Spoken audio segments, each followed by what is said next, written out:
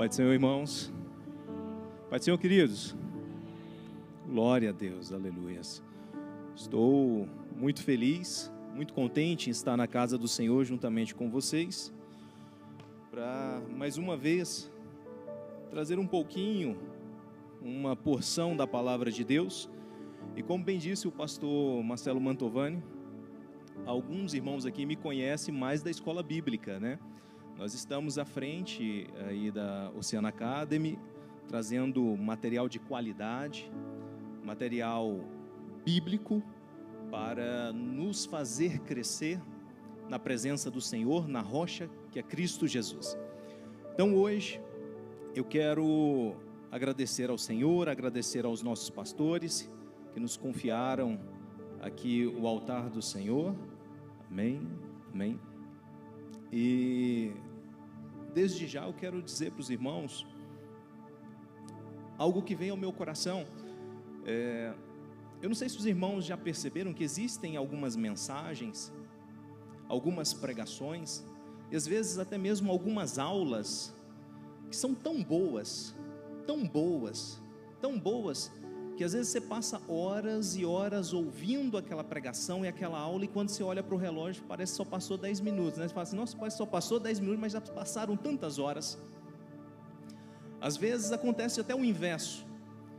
A gente pega uma aula de 10 minutos, em que o professor, de uma forma sintetizada, ele traz uma mensagem tão robusta, que nos deixa com água na boca, com vontade de meditar um pouco mais naquela palavra, com vontade de aprender um pouco mais daquilo. E eu confesso para os irmãos que eu tenho um costume de, quando eu ouço uma mensagem assim, quando eu paro para ouvir uma aula dessa maneira, eu costumo anotar o tema, eu costumo anotar ali o cerne daquela mensagem, para posteriormente eu estudar um pouco mais. E a mensagem de hoje, ela é fruto de um estudo, exatamente de uma mensagem que eu ouvi algum tempo atrás. Eu ouvi uma mensagem de pouco mais de 7 minutos, mas ela foi tão impactante no meu coração, e eu peguei o cerne daquela mensagem e comecei a estudar. Comecei a pesquisar, comecei a me aprofundar, e eu gostaria de hoje trazer uma mensagem para o teu e para o meu coração, fundamentada exatamente no tema distrações. Eu quero falar sobre distrações. A palavra distração, ela tem um significado, todavia, esse significado gera alguns sentidos. Ou seja, a palavra distração, ela tem um sentido de falta de atenção, ou estar desatento. O nordestino iria dizer bem assim, aquele caba está avoado, né? Iria dizer desse jeito, aquele caba está avoado. O jargão nosso aqui do Centro-Oeste vai dizer bem assim, fulano está no mundo da lua, né? Ele está desatento. Esse é um sentido da palavra distração. Um outro sentido, ele nos remete ao entretenimento. Um outro sentido do significado da palavra distração nos remete ao entretenimento. Eu estava até agora há pouco conversando com o pastor Simval ali, comentando, meu filho, minha esposa tiveram que ficar em casa, e aí eu lembrei dele que agora há pouco, e o que acontece lá em casa? Vou te dar um exemplo ao significado de distração no sentido de entretenimento. Lá em casa, os meus meninos, meu filho e minha filha, eles podem jogar videogame, pastor Marcelo Mantovani, mas eu só permito jogar videogame no final de semana, e um dos dias do final de semana. E aí eu poderia utilizar isso para dizer para os irmãos que vou criar uma frase para poder exemplificar esse sentido de entretenimento. Eu vou dizer para os irmãos, olha, sábado que vem à tarde ninguém nem me liga, porque eu vou estar com Samuel jogando videogame para me entreter, para me distrair. Ou seja, a palavra distração também segue nesse sentido de entretenimento. E aí ela segue um terceiro e último sentido que eu quero expor hoje, e sobre ele eu quero me debruçar na mensagem, que é o sentido de tirar o foco. A distração que tira o foco, que desvia a atenção. Às vezes, eu no exercício do meu trabalho, da minha profissão, às vezes estou ali redigindo uma petição e, por conta daquela petição, ela tira o meu foco até mesmo de almoçar. Às vezes, quando você olha para o relógio, passou o horário do almoço, você estava ali peticionando, você estava ali, eu acho que isso acontece comigo, ou acontece com mais alguém aqui. Às vezes a gente fica distraído, né? A gente perde o foco das outras coisas por conta de algo que tirou o nosso foco, tirou a nossa atenção, desviou a nossa atenção. E aí eu lembrei de uma história aqui, que aconteceu, eu acho que eu já falei na igreja, mas creio que tenha sido dentro de uma sala de aula. Eu estava em uma das turmas cíveis aqui do Tribunal de Justiça do Distrito Federal, em uma sessão de julgamento para fazer sustentação oral em favor do meu cliente. E aí eu estava naquele dia, cheguei lá, a gente chega para a sessão, faz o cadastro, e fiz o cadastro e estou aguardando. Iniciou a sessão de julgamento às 13h30, e eu fui fazer a sustentação oral, irmãos, às 19 horas, ou seja, 7 horas da noite. E eu fiquei esse lapso temporal todo lá, aguardando, vendo outros advogados fazerem sua sustentação oral, e durante esse tempo, eu me distraí. Enquanto eu aguardava, eu me distraí, e eu tenho quase 100% de certeza que minha cabeça veio na Oceana Academy, veio numa aula, veio em alguma coisa. Por quê? Quando me foi cedido a tribuna, e eu me coloquei diante dos desembargadores, e aí eu fui cumprimentá-los, né, utilizando ali o vocabulário pertinente ao momento, eu virei para eles e falei assim: quero cumprimentar os nobres desembargadores com a paz. Aí eu parei, eu ia falar com a paz do Senhor, eu parei, cortei na hora, reformulei a frase, continuei e fiz a sustentação oral do meu cliente, mas eu tenho certeza que eles perceberam. Ou seja, algo tirou o meu foco, tirou a minha atenção, aquele tempo ocioso tirou a minha atenção e me fez desviar para outra coisa. Mas, sem me estender muito, porque eu não sou muito de conversar, mas quando eu começo a dar aula, os irmãos que assistem a aula comigo sabem que eu falo pelos cotovelos, e eu não quero fazer isso aqui. Eu gostaria de pedir que fosse reproduzido no nosso telão, você que está com a sua Bíblia, e sentado mesmo da forma que você está, abra sua Bíblia também, por favor, lá em Lucas capítulo 14, do verso 15 a seguir.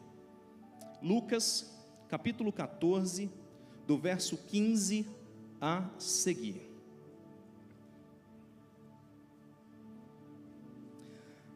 A minha versão, irmãos, eu até falei para o rapaz, a minha versão é a Revista e Corrigida, Almeida Revista e Corrigida, eles reproduziram a ARA. Eu quero ler aqui na minha mesmo, ela é um pouco mais rebuscado, um pouco mais rebuscada as palavras, mas eu gostaria de ler nessa minha versão.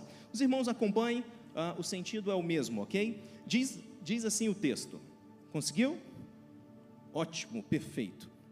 Diz assim, o epígrafe, né, o epígrafe desse trecho bíblico tem por título a parábola da grande ceia, ok? A parábola da grande ceia. E o texto diz assim: e ouvindo isso, um dos que estava com ele à mesa disse-lhe: bem-aventurado o que comer pão no reino de Deus. Porém ele lhe disse: um certo homem fez uma grande ceia e convidou a muitos, e à hora da ceia mandou o seu servo dizer aos convidados: vide que já tudo está preparado. E todos a uma começaram a escusar-se. Disse-lhe o primeiro, olha só o que disse o primeiro: comprei um campo. Repete aí comigo, irmãos: comprei um campo e preciso ir vê-lo. Rogo-te que me hajas por escusado. E o outro disse, esse é o segundo, o que o segundo disse? Comprei 5 juntas de bois. Repete comigo: comprei 5 juntas de bois e vou experimentá-los. Rogo-te que me hajas por escusado. Disse o terceiro, e o outro disse: casei. Repete comigo: casei, e portanto não posso ir. E voltando aquele servo, anunciou essas coisas ao seu senhor. Então o pai de família, indignado, disse ao seu servo: sai depressa pelas ruas e bairros da cidade e traze aqui os pobres, os aleijados e os mancos e os cegos. E disse o servo: Senhor, feito está como mandastes, e ainda há lugar. E disse o Senhor ao servo: sai pelos caminhos e atalhos e força-os a entrar, para que a minha casa se encha. Porque eu vos digo que nenhum daqueles varões que foram convidados provará a minha ceia. Amém? Amém? Meus queridos, eu costumo contextualizar o texto, exatamente para que a gente venha a compreender o momento em que Jesus Cristo conta essa parábola. O verso 1 do capítulo 14 nos vai dizer que Jesus vai até a casa de um dos principais fariseus para comer pão. E Jesus Cristo ali naquele lugar, ele começa a presenciar, ele começa a perceber uma algazarra, como diz o nordestino, um furdunço, né, uma bagunça. E Jesus ali sentado à mesa, e aquelas pessoas começam, um para um lado, outro para o outro, tentando sentar mais próximo do anfitrião. E aí eu explico para você o porquê estava acontecendo. Jesus estava ali naquele local, e era costume, na verdade na cultura do judeu até hoje, na cultura judaica, a questão da hierarquia social, e naquela época era ainda mais latente. Ou seja, sentava mais próximo do anfitrião a pessoa que possuía mais honra, sentava-se mais próximo do anfitrião a pessoa que tinha mais prestígio, que tinha mais status social. E Jesus Cristo, vendo tudo aquilo, ele diz o seguinte: epa, peraí, eu vou contar para vocês aqui uma parábola. Quando vocês forem convidados para as bodas, para um jantar, não procure assentar-se nas primeiras filas. Jesus Cristo estava ensinando, prestem bem atenção, ele está dizendo: olha, não procurem sentar ali bem próximo, nos primeiros lugares, próximo do anfitrião, não. Porque pode ser que alguém com mais honra do que você chegue, e o anfitrião vai virar para você e vai falar bem assim: ei, meu amigo, levanta daí por favor, senta mais lá atrás, porque chegou alguém e eu preciso colocar no seu lugar. E Jesus Cristo está dizendo: olha, e se isso acontecer, você vai passar vergonha, você vai sair envergonhado. E aí Jesus continua dizendo: pelo contrário, quando alguém lhe convidar para as bodas, quando alguém lhe convidar para um jantar, assente-se nos últimos lugares, porque pode ser que o anfitrião, te vendo nos últimos lugares, chegue até você e fala: meu amigo, não sente aí não, venha mais próximo, vem para cá, para pertinho de mim, e você será honrado diante dos outros. Jesus Cristo está ensinando aquele povo. E abre um parênteses aqui, exatamente nessa parábola, em que tem aquele texto bíblico, em que diz que os humilhados serão exaltados. Não é verdade, irmãos? É verdade? Não é não, irmãos. Está vendo? Vocês precisam vir para a escola bíblica, ó. Vamos fazer o merchan, né? Como diz o pastor Marcelo Mantovani. Precisa vir para a escola bíblica. O texto bíblico nos diz que aquele que se exalta será humilhado, e aquele que se humilha será exaltado. Vamos conferir, vamos confirmar? Está vendo a mania de sala de aula, pede para ir conferir, confirmar na Bíblia. Vamos lá, mas vamos fazer isso? Está em Lucas, nos versos anteriores, deixa eu só localizar aqui. Lucas 14, verso 11. Olha só, verso 11 diz assim, ó: porquanto qualquer que a si mesmo se exaltar, será humilhado, e aquele que a si mesmo se humilhar, será exaltado. Agora você aprendeu, amém? Então, queridos, Jesus Cristo está ensinando, Jesus Cristo está explicando para aqueles homens que no reino de Deus, a verdadeira honra não está em buscar os melhores lugares, mas em ser humilde. Jesus Cristo está ensinando aquele povo. E aí, após Jesus Cristo ensinar isso, surge alguém e diz o quê? O primeiro versículo que nós lemos: bem-aventurado o que comer pão no reino de Deus. Sempre tem algum, né? Fariseu no meio de fariseu, sempre tem um que vai fazer isso. Jesus Cristo fala de humildade, aí ele provavelmente se levantou e falou: bem-aventurado aquele que comer pão no reino de Deus. Eu estou sorrindo porque eu fico assim imaginando a situação, enxergando, como se estivesse vislumbrando aquilo acontecendo na minha frente. E aí ele faz isso, ele fala isso. E aí Jesus Cristo começa a contar a parábola, que é base da nossa mensagem de hoje. E para entrar nela, irmãos, eu preciso falar sobre algo que eu tenho certeza que todos vocês aqui sabem. Existe algo que separa o homem de Deus. Existe algo que separa o homem de Deus. Isaías, e aí eu já até deixei marcado aqui, Isaías 59, verso 1 e 2, são versículos bem conhecidos, mas a minha mente não é como a mente do pastor Lúcio, né? O pastor Lúcio facilmente falaria, replicaria esse versículo para vocês aqui de cor salteado, mas eu não dou conta. E aí diz assim o verso, Isaías 59 do verso 1 ao 2, eis que a mão do Senhor não está encolhida para que possa salvar, nem o surdo o seu ouvido para que não possa ouvir, mas as vossas iniquidades, prestem bem atenção, mas as vossas iniquidades fazem separação entre vós e o vosso Deus, e os vossos pecados esconderam o seu rosto de vós, de modo que não vos ouça. Ou seja, o meu pecado me separa de Deus. Ou seja, existe algo que separa o homem de Deus. O que é isso? Não, vamos lá. O que separa o homem de Deus? Vamos lá, irmãos. Amém, é o pecado. Isaías capítulo 59, verso 1 e 2.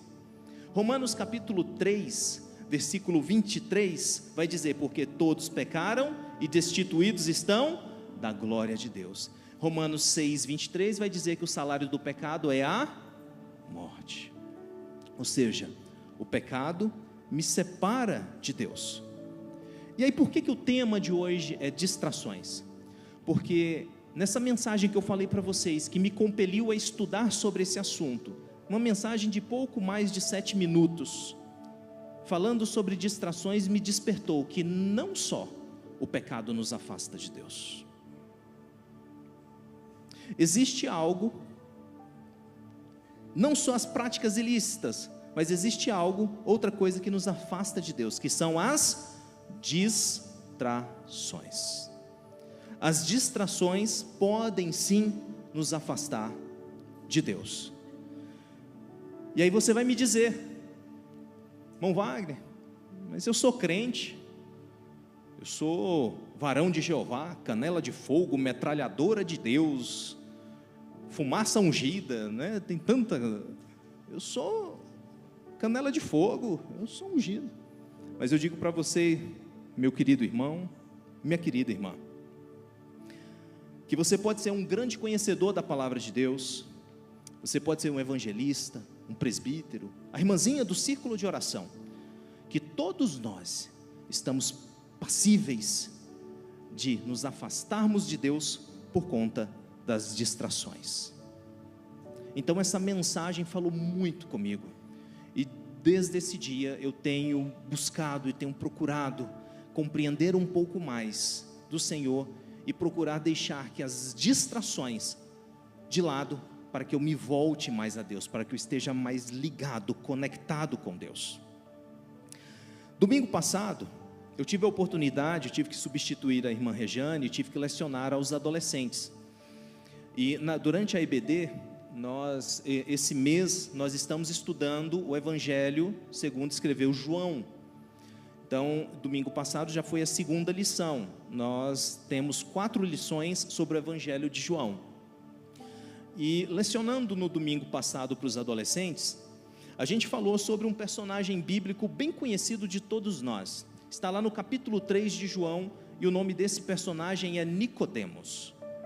A gente vai encontrar a história de Jesus Cristo se encontrando com Nicodemos do versículo 1 até o 21. E quem era Nicodemos? Quem era Nicodemos? Nicodemos era um mestre, ele era um doutor na lei. Nicodemos, ele conhecia muito a palavra, ele era um homem de oração, ele era um dos príncipes dos fariseus, ele era um homem que orava muito, ele era um homem que jejuava, ele era um homem que pregava, ele era um homem que ofertava, ele era um homem que entregava os dízimos, inclusive das menores folhazinhas, ele devolvia o dízimo, ele entregava o dízimo. Todavia, entretanto, contudo, Jesus Cristo vira para ele e fala: Nicodemos, você precisa nascer de novo. O que eu preciso parar para pensar em relação a isso é que não importa o tanto que eu conheça da palavra de Deus, não importa se eu sou esteja em oração, em jejum, as distrações podem sim me desviar e tirar o meu foco de Deus. Nicodemos ouviu isso de Jesus Cristo e ele não entendeu. Ele não entendeu, e aí ele vira para Jesus e fala assim: como pode eu, sendo um homem velho, entrar de novo no ventre da minha mãe e nascer novamente? É isso? Jesus Cristo falou: peraí, Nicodemos não entendeu foi nada. Peraí, Nicodemos, eu vou falar de uma forma que você entenda, eu vou fazer remissão ao Antigo Testamento. Você é doutor na lei, você conhece o Antigo Testamento. Você precisa nascer da água e do Espírito. É isso que você precisa, Nicodemos. Lá em Ezequiel capítulo 36, versículo 25 ao 27, era exatamente esse local, esse endereço que Jesus Cristo estava falando para Nicodemos. Se você pegar a sua Bíblia, é porque o tempo não nos permite, mas se você pegar aí, deixar marcadinho Ezequiel 36, versículo 25 ao 27, você vai entender o que Jesus Cristo estava dizendo em nascer da água e do Espírito.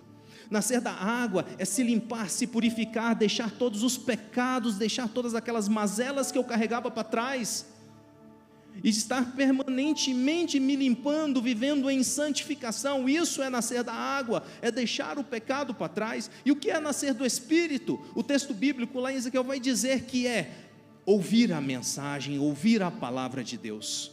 Não só ouvi-la, mas também guardar a palavra de Deus. Não só ouvir e guardar, mas também praticar a palavra de Deus. Isso é nascer do Espírito.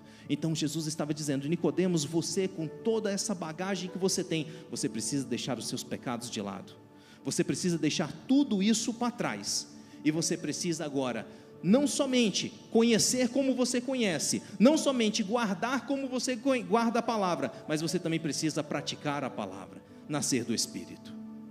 Amém ou não amém, irmãos? Vocês estão comigo ou não? Amém? Estão distraídos ou não? Olha o pastor Marcelo Mantovani ali dizendo: estão distraídos ou não? Tomem cuidado, no finalzinho da pregação vocês vão ficar sabendo de algo que eu vou contar para vocês aqui, no finalzinho, lá no finalzinho, segura aí, não vou dar spoiler não, vamos continuar. Queridos, então o que a gente tem feito no nosso dia a dia? O que a gente está fazendo aqui? Como é que está a minha intimidade? Como é que está a minha comunhão com Deus? O que eu tenho feito para manter essa comunhão com Deus? Melhor, o que eu tenho feito para manter minha comunhão com Deus, e principalmente naqueles momentos em que ninguém está vendo? E aí? Eu preciso nascer de novo? Eu preciso nascer da água e do Espírito? É para nós. O Evangelho de João foi escrito para a igreja. Isso a gente aprende na escola bíblica. Marcos foi escrito para os romanos, Mateus foi escrito para os judeus, Lucas foi escrito para os gentios, e João foi escrito para a igreja. Isso a gente aprende na escola bíblica. Então isso é para nós. Quando João escreveu esse relato de Jesus Cristo encontrando com Nicodemos, é para nós, para a gente despertar, para a gente não permitir que as distrações nos tirem do foco. E que foco é esse? Que alvo é esse? É aquele que eu persigo todos os dias, desde quando eu o aceitei, Jesus Cristo. Ele é o meu alvo, Ele é o meu foco, e eu não posso permitir que nenhuma distração me leve para outro lado. Amém ou não amém? Queridos, Nicodemos precisa nascer da água e do Espírito. E aí eu quero dizer o seguinte, irmãos. O início, o versículo 15 que nós fizemos leitura, o versículo 16, diz assim: porém, ele lhe disse, um certo homem fez uma grande ceia e convidou a muitos.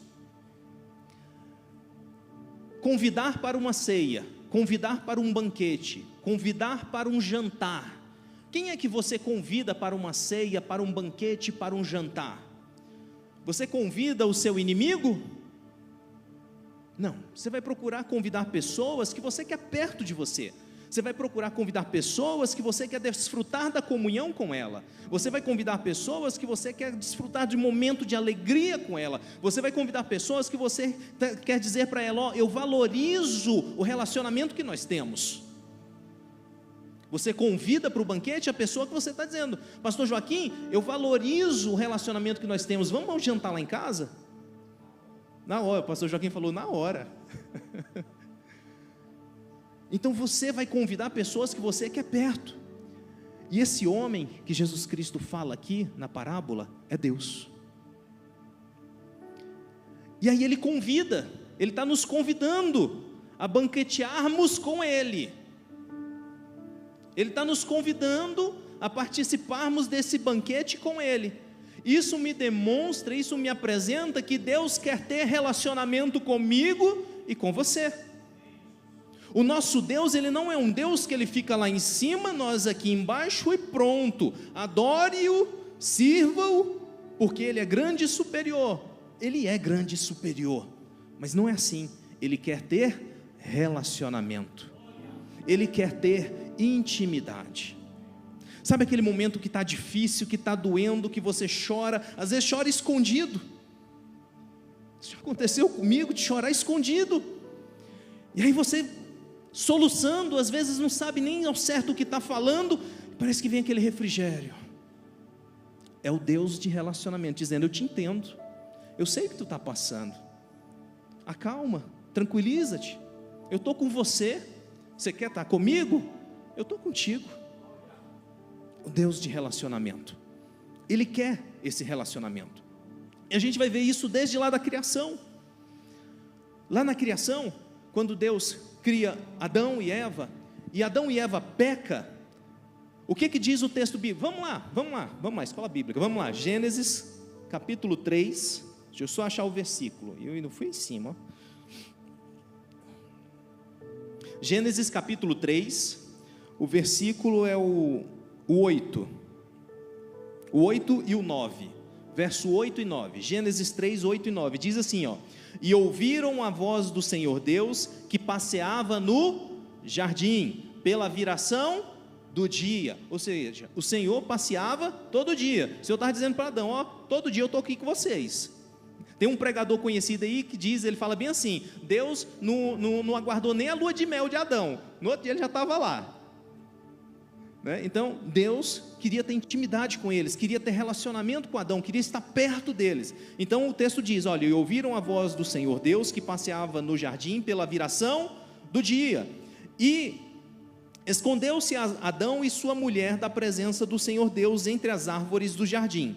Ao verso 9: e chamou o Senhor Deus a Adão e disse-lhe: onde estás? Deus sabia onde Adão estava, Deus sabia o que tinha acontecido. Se fosse eu, irmão Joaquim, eu tinha falado: Samuel, Mariana, por que vocês fizeram isso? Eu não falei que não era para vocês fazer? Mariana e Samuel são os meus filhos. Teria pego na orelha de um, do outro: eu falei para vocês que não era para comer desse fruto, por que vocês comeram? E como é que Deus fez? Adão, onde é que você está? Alguma coisa separou você de mim, amada. Separou você de mim. Eu quero saber onde você está. Comer do fruto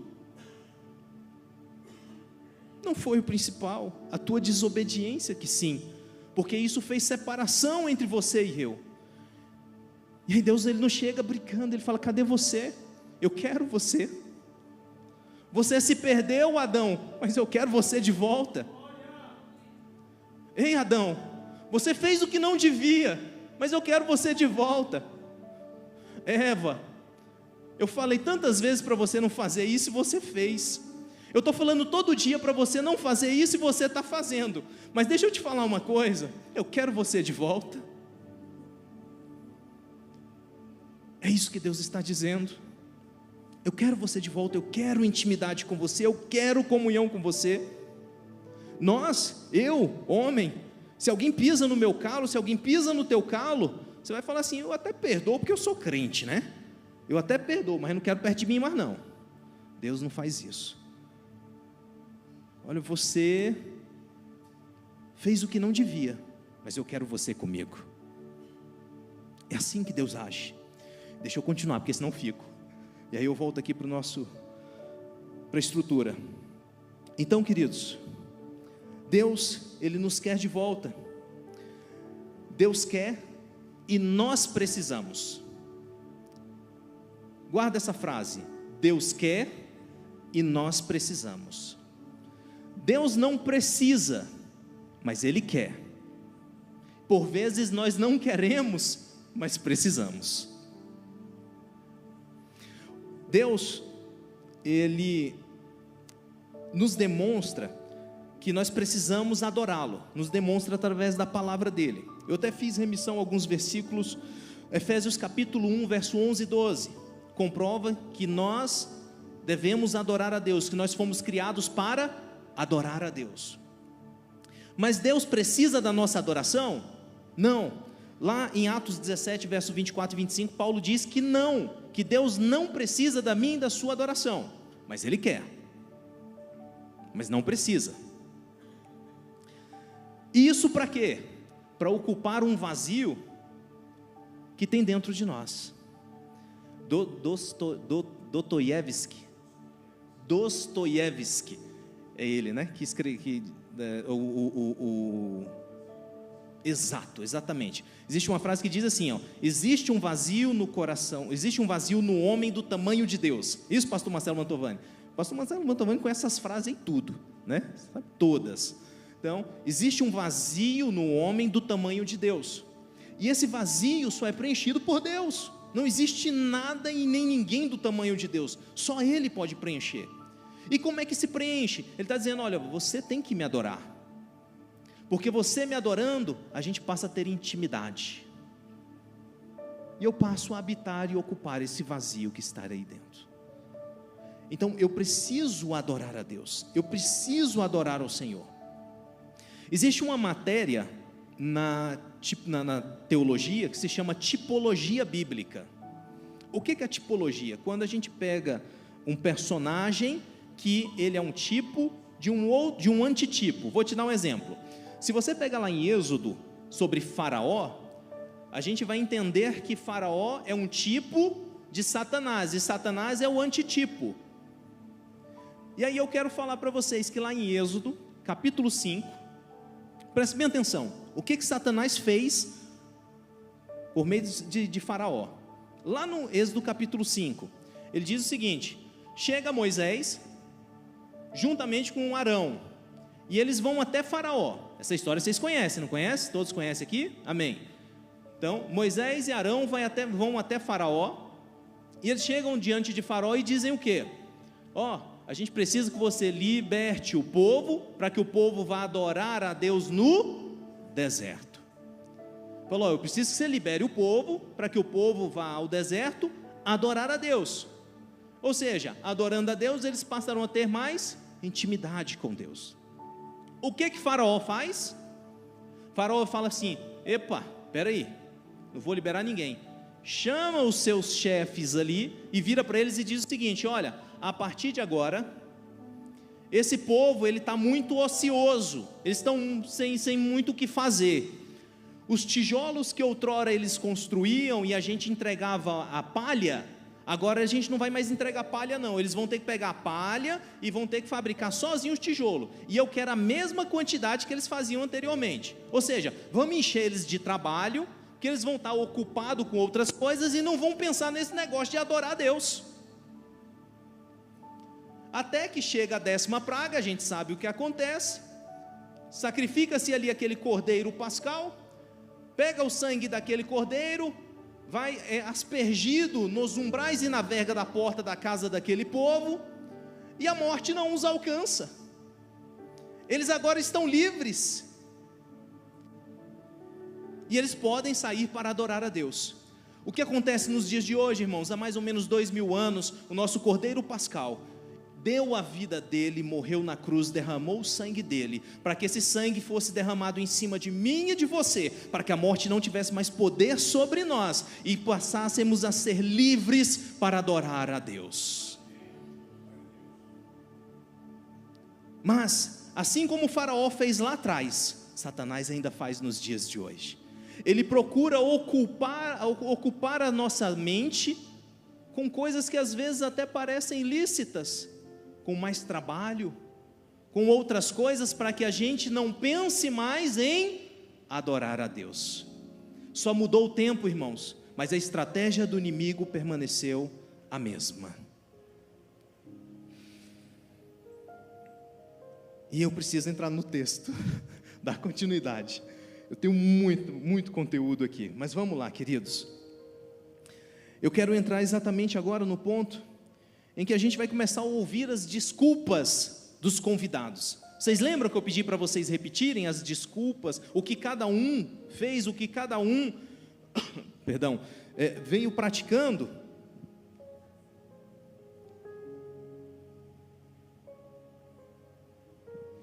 O texto nos diz o seguinte, verso 18, Lucas 14, verso 18, do texto base da nossa mensagem. Olha o que o primeiro disse: comprei ele comprou o quê? Um campo, comprou um imóvel. É pecado, irmãos, comprar um imóvel? É ilícito comprar um imóvel? Não. A grande sutileza da distração é quando ela caminha no campo da legitimidade, da legalidade. Às vezes a distração não é um pecado, pastor. Às vezes a distração não é algo ilícito, Marcos Paulo. Às vezes a distração é uma bênção, foi uma promessa de Deus. Você vai receber a chave da sua casa. E aí o que aconteceu com ele aqui? O primeiro aqui, ele diz o quê? Comprei um campo, comprei um imóvel,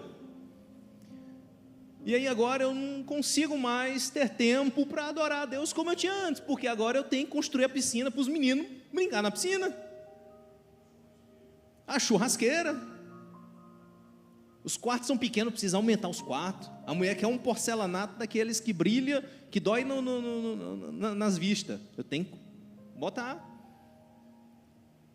Por conta disso, Senhor, ei, avisa lá para o dono da festa, lá para o dono das bodas, não vai dar hoje, pede desculpa lá para ele.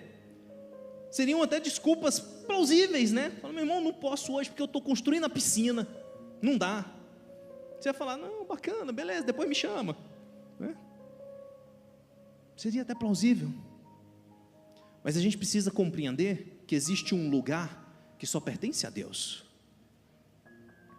E este lugar, ele não pode ser ocupado por nada e nem ninguém, nem mesmo equiparado, quanto mais se sobrepor. E que lugar é esse, meu irmão? É a primazia de todas as coisas na tua vida. Deus tem que estar acima de todas as coisas na tua vida. Eu não estou falando de religiosidade, eu estou te falando de comunhão com Deus, de intimidade com Deus, de tirar tempo para orar a Deus. Durante uma das aulas da escola bíblica, um irmão falou bem assim, minha esposa fala que eu não oro muito, porque ela não vê meia hora, uma hora de joelho orando, mas eu passo o dia todo falando com Deus. Ele está orando, irmãos. Meditar na palavra, eu gosto muito de Josué capítulo 1, versículo 8, eu amo esse versículo. Não se afaste da tua boca o livro desta lei, antes medita nela de dia e de noite, para que tenhas cuidado de fazer tudo quanto nela está escrito, então farás prosperar o seu caminho e serás bem-sucedido. Então eu não preciso estar com a Bíblia 24 horas lendo, mas eu preciso pegar um versículo, eu preciso pegar um texto da palavra de Deus, os princípios do Senhor, e estar ali ruminando isso constantemente, lembrando disso constantemente, para que as demais coisas, para que as telas não ocupem o lugar que só pertence a Deus. Ele é a primazia de todas as coisas, e o tempo está indo embora. Meus queridos, o segundo disse o quê? Comprei 5 juntas de bois. Comprei 5 juntas de bois. Eu virar hoje e falar assim, eu comprei outro escritório, estou expandindo o meu negócio, avisa lá que não dá para eu ir não. Tem como eu ir nessas bodas aí não, porque eu preciso ficar de olho, né? Você sabe. Funcionário novo, maquinário novo e tudo, eu preciso estar de olho aqui, não dá não, pede desculpa lá, escusas, né? Peço desculpa, me perdoa aí, mas não dá não. E o terceiro, o que o terceiro disse, irmãos? O que ele disse? O que ele disse? Casei. Família, projeto de Deus, instituído por Deus. Esse era o dos menores. A pessoa, você fala assim, ei, meu irmão, não dá, rapaz, casei. Ela fala, opa, beleza, fechado. É isso aí. Ele falou, casei. Deixa eu acelerar, para eu poder concluir. Então, queridos, às vezes as distrações estão revestidas de coisas lícitas, de coisas boas, às vezes bênção de Deus, mas depois que a gente bate, até abrir, a gente busca, até encontrar, a gente pede, até que seja dado, depois que recebe, a gente esquece do Senhor, a gente esquece daquele que nos deu. Então, que essa mensagem, irmãos, da mesma forma que ela entrou rasgando no meu coração e me fez refletir sobre muitas coisas na minha vida, que ela faça o mesmo na tua vida, no teu coração. Que o Senhor seja a primazia de tudo na tua vida, que nada te distraia. Eu tinha muita coisa para falar, nada te distraia, amém? Vamos ficar de pé em nome de Jesus. Que nada te tire da comunhão com Deus, que nada separe você do envolvimento, do vínculo com Deus. Nada. Existia um rapaz, lá está em Atos capítulo 20, do verso 9 ao 12, fala de um rapaz chamado Eutico. Esse rapaz, ele estava no 3º piso, ouvindo Paulo pregar. E Paulo, enquanto Paulo pregava, o texto bíblico diz que Paulo pregou por muito tempo. Demorou muito para pregar, e aquele moço começou a ficar com sono. E isso me dá uma alegria no coração tão grande, porque eu sei que Paulo pregava e as pessoas tinham vontade de dormir. Então isso me dá uma tranquilidade, me dá uma paz. Paulo pregando, e ele ficou com sono. E o texto bíblico diz que ele cai da janela. Ou seja, ele se deixou se distrair, quer seja pelo cansaço, quer seja pela visão que ele estava tendo fora da janela, e caiu, e o texto bíblico diz que ele morreu. Entretanto, todavia, Deus o ressuscita pela mão de Paulo, e o texto bíblico diz que Paulo volta a pregar, e prega até a alvorada, continua pregando até o amanhecer. O que eu quero te dizer, irmãos, que as distrações não te façam cair pela janela, ao ponto de você morrer espiritualmente. Mas se isso aconteceu, que hoje seja o dia em que Deus venha ressuscitar a vida de novo dentro de você, e que Ele diz para você desde o início dessa mensagem até este momento, que Ele está aqui, pronto para tornar a ter aquele relacionamento que Ele sempre teve com você, um relacionamento que outrora você tinha e que hoje você não tem mais. Ele está aqui disposto, aguardando só você dizer que quer, para que vocês voltem a ter o relacionamento que vocês tinham outrora. E aí, diante disso, eu quero louvar ao Senhor pela oportunidade que me foi dada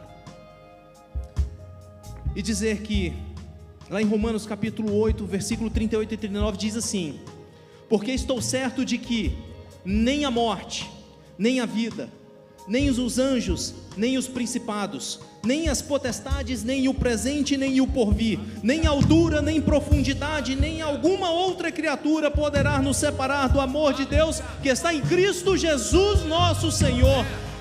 Nada pode te separar do amor de Deus. Você sim pode se separar dele, mas nada pode te separar do amor de Deus. Ele está de braços abertos, querendo que você retorne para ele, retorne à comunhão com ele.